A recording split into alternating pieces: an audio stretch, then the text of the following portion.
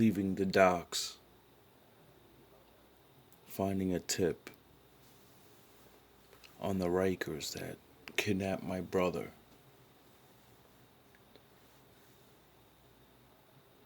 Led me to one of their headquarters. I went to retrieve the body.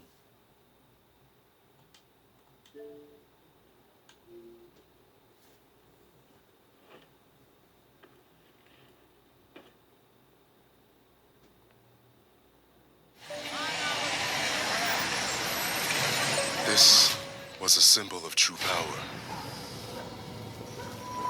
But today, it means nothing but destruction.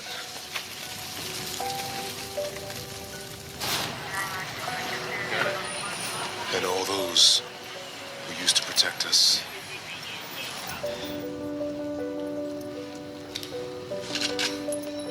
Have now been overwhelmed.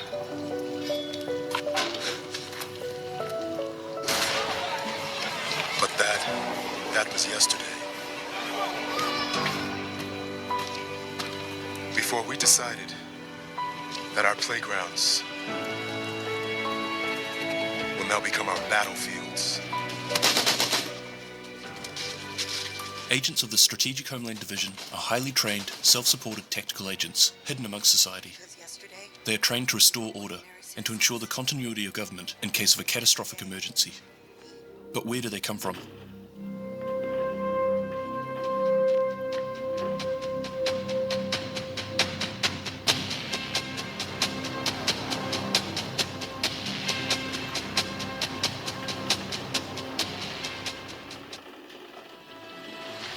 Division agents live a normal life, secretly within many different areas of society. They continue to live ordinary lives until the moment that they are activated. The Division shouldn't be compared to an elite military unit in the traditional sense. Where military units are trained for specific tasks and missions, the Division are a civilian agency whose members lay dormant until Directive 51 is activated. Anyone who's been following me for a little while might remember some of the Lost Agent videos I released. These videos took us through a number of the missing agents and the intel we found in New York City. Some of these included Tanisha Carter, a 33-year-old flight controller from Philadelphia; Joe Chavez, a war zone cameraman; and Michael Trudeau, who was a child prodigy turned professional poker player. Understandably, the most common question I kept getting asked was, how are Division agents chosen? A lot seem to have the obvious background in the military or law enforcement, but there are others that seem to have no combat or emergency experience whatsoever.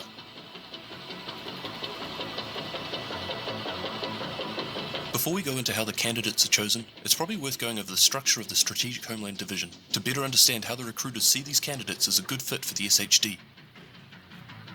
Officially, according to the US federal government, the Strategic Homeland Division is formally listed as part of the Department of Homeland Security. However, they report directly to the President of the United States, and only commence field operations when activated by the National Security Presidential Directive 51. The Strategic Homeland Division is led by a board of directors. There isn't a single centralized facility that everything is run through. Because the SHD has been put in place as a unit that activates in time of catastrophic emergency, having a single headquarters would leave them vulnerable to attack or disaster of some kind. Instead, the rule of three is applied. The Division HQ is located in 3 identical bunker facilities, called corps. Each corps is independently operated and managed by a director with a seat on the board. All 3 corps are located through the center of the country in South Dakota, Kansas, and Texas. Each corps handles routine management and administrative duties during peacetime, but is able to transition instantly after a Directive 51 activation, where they would coordinate intelligence and logistics across the Division network. Within the Division there are 3 main departments: Research and Development, Support, and Operations. The Division's R&D department builds and supports high-level technical solutions for all agency field personnel. They are responsible for the development of SHD technology. The R&D group also maintains the agency's weapons, field equipment, and operations gear. To avoid political intervention and to keep the organization as covert as possible, the R&D department operate out of a number of dummy companies. The Division Support Group handles routine tasks related to the organization's management, like communications, finance, and human resources. However, in times of activation, the Support Department also performs key mission-critical functions, such as intelligence analysis and logistical planning. The Operations Department coordinates the deployment and fieldwork of sleeper agents. Other than top secret covert training exercises, agents do not engage in fieldwork until Directive 51 is invoked. Operations is divided into three branches: internal affairs, strategic, and tactical.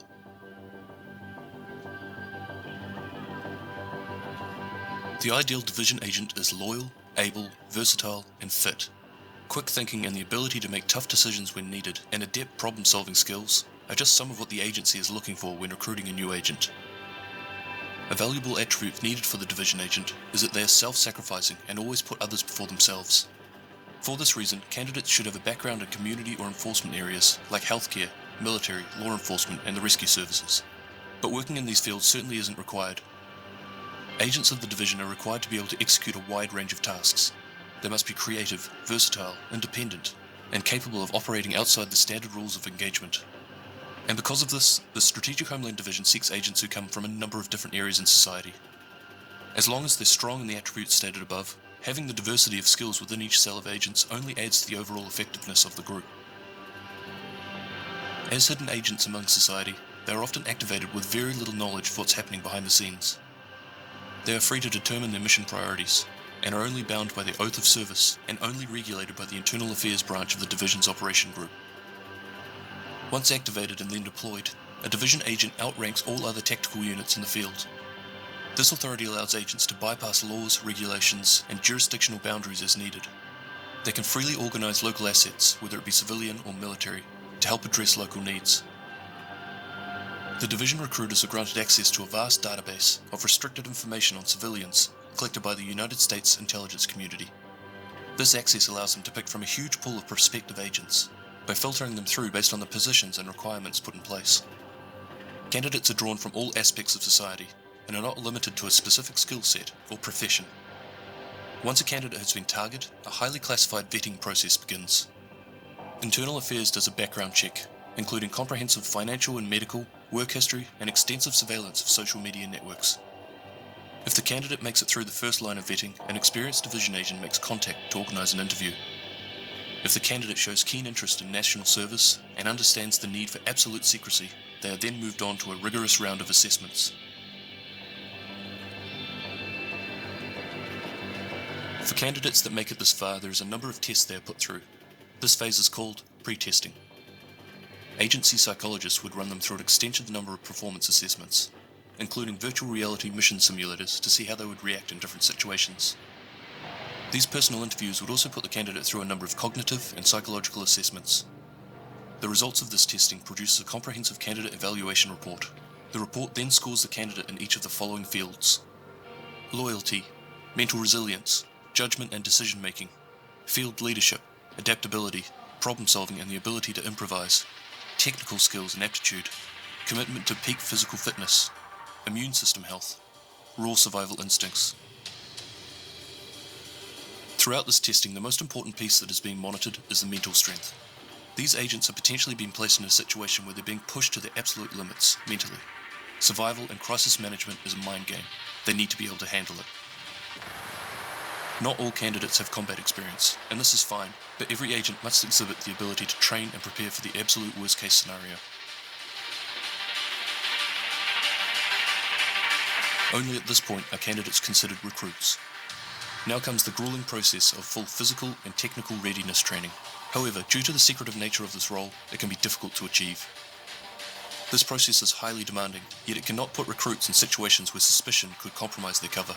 So for this reason, most training is disguised and worked into the recruit's daily life. Examples of this training are exclusive black belt only training classes at neighborhood martial arts studios, high intensity workouts at local cross-training gyms with special instructors who happen to be division trainers, advanced firearms classes or technology courses at local community colleges, again all taught by division experts and attended by other recruits or active agents. The division works closely with every agent to develop effective and credible cover stories for these activities. New division agents are slowly brought into the process of the day-to-day division agent life. This is to further protect the secrets of the Strategic Homeland Division. During the first 6 months of training, each agent is re-evaluated weekly for progress, including mental strength and psychological stability.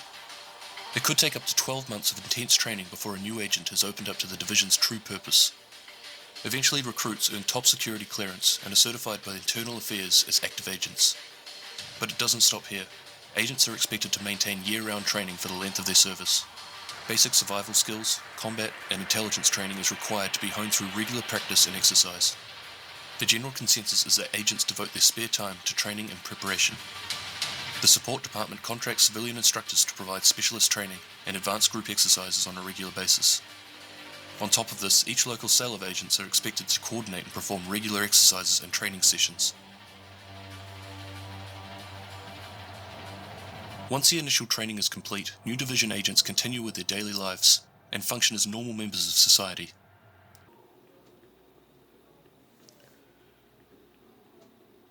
With some help from Keener's inside rogue agent,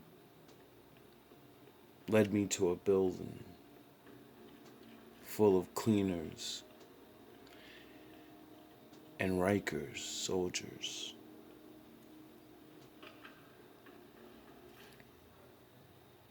So I decided to do a little cleaning myself.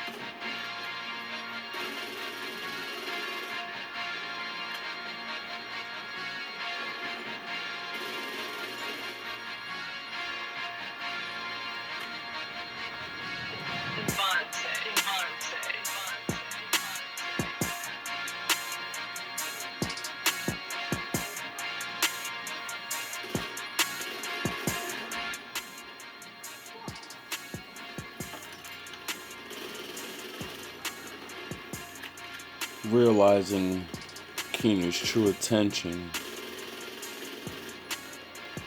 of turning the factions against each other by using the abandoned rogues to join their ranks.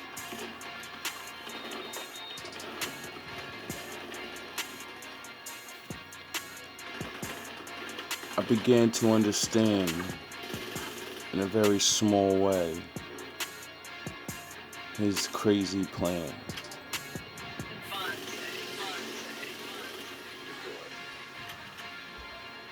Because the government left him for dead, he understood there was something wrong. There was something going on deeper.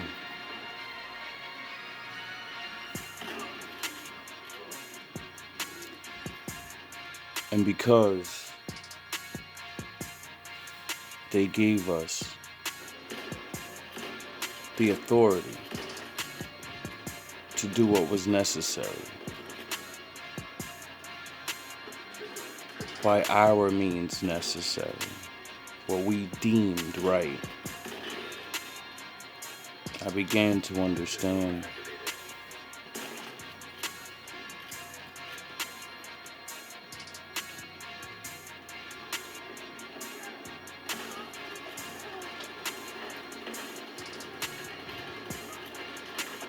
There are only titles. He was deemed a rogue for trying to save people and get them out. But the government deemed it was too late.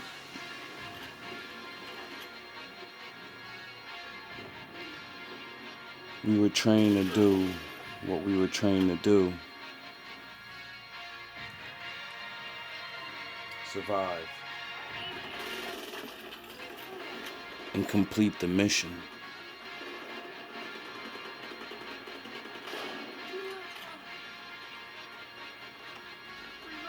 So he took it upon himself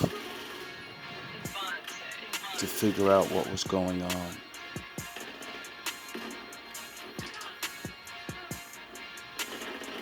Or at least that's what I hope.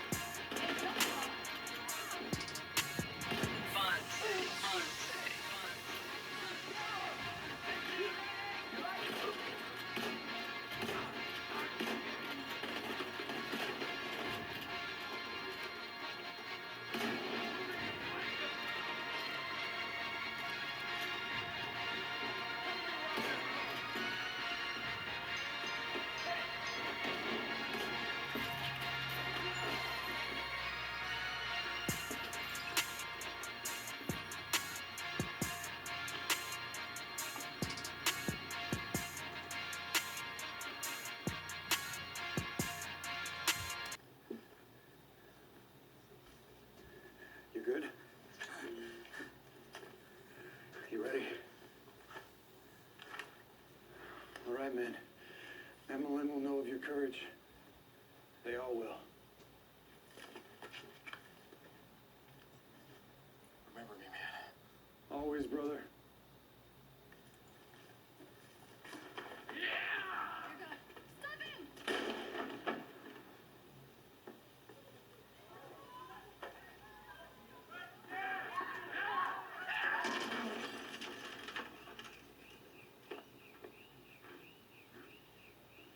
Fucking problem. Just leave, man. man. We don't want any trouble. Wanna see what I can do? Guys, maybe we should just...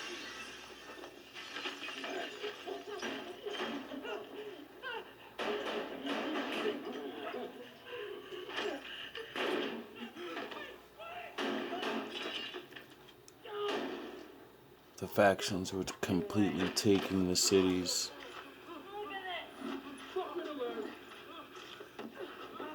There were only so many places left.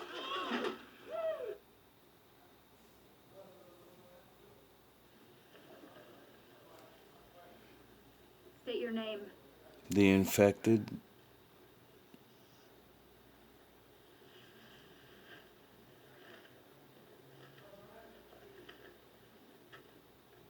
State your name. Are angry. Your full name. Hausner, Jason. Hausner. Yes. The architect of our suffering. All I did was draft the site plans. The quarantine wasn't my idea. I was never in favor of it. Yet you did nothing to stop it. You helped it along. Not by choice.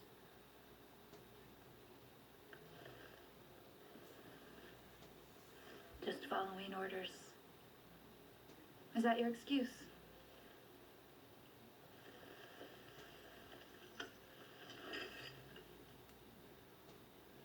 All will have their turn.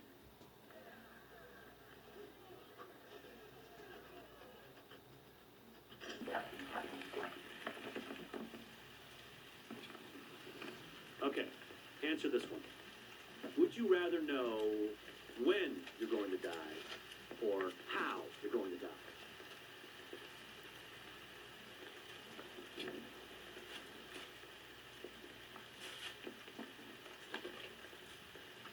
Come on, you have to choose one.